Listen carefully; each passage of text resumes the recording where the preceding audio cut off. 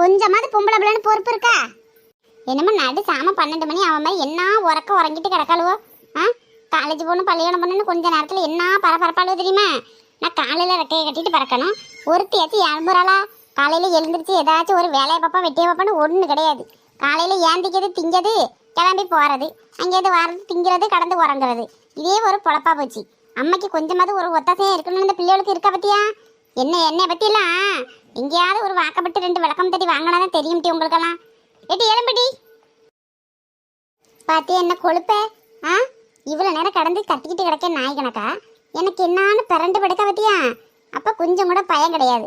அம்மா வந்து எழுப்பையாலே கொஞ்சமாவது ஏந்திரிக்கணும் போகணுன்னு அந்த பிள்ளைக்கு என்ன இருக்கா பத்தியா?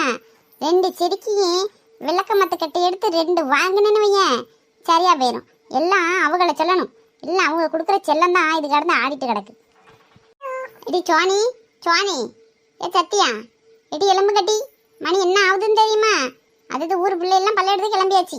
அதாவது தாய்க்கு ஒரு வேலை கொடுக்காம எல்லாம் வீட்டு வேலை பார்த்துட்டு அதாவது சோத்தை கட்டிட்டு போக போகுது. இது கடந்து உறங்கிட்டு கிடக்கு.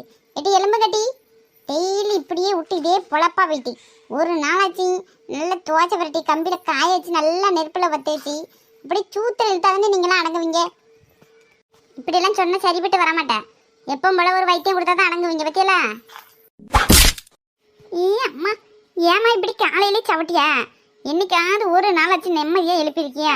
எப்போ பார்த்தாலும் இப்படிதான் சவட்டிக்கிட்டே இருக்கா. இட்டி உங்களை இன்னும் சொல்லன்னு எனக்கு ஒன்றும் புரியலை. வாயில நல்லா வருதுட்டி, நல்லா சொல்லிடுவேன் பார்த்துக்காமா. நீ எல்லாம் ஒரு பிள்ளையாட்டி. நீங்கெல்லாம் ஒரு நாளாவது என்னைக்காவது எழுப்பாமல் எழுந்திரிச்சிருக்கீங்களாட்டி? மணி என்னட்டி ஆகுது? உங்கள் இஷ்டத்துக்கு எழுந்திரிக்க ஒரு நாளாவது ஒரு வேலை வெட்டி பார்த்துருக்கீங்களா? உங்களுக்கு புஞ்சு போட தான் நான் கிடக்கேன். நேரத்துக்கு எழுந்திரிச்சு பள்ளிக்கூடத்துக்கு போக கூட வலிக்குதா? என்னைக்காவது ஒரு நாள் நான் எழுப்பாமல் எழுந்திரிச்சிங்களாட்டி? உங்களெல்லாம் நீங்களாம் இன்னும் செம்மமாக தெரியலை. மாட்டு கூட 4 சூடு தண்ணி போட்டால் ஒரு சூடு போட்டால் அதுக்கு வலிக்கும். உங்களுக்கு தேந்தனா சூடு போட்டாலும் உங்களுக்கு வலிக்காது. டெய்லி இதே பொழப்பா போச்சு. கண்ணு முன்னே நிற்காதீங்க. மணி என்ன ஆகிட்டு தெரியுமா? ஒழுங்கு மருந்து பள்ளியெடுத்து கிளம்பி போகிற வழியா பாரு.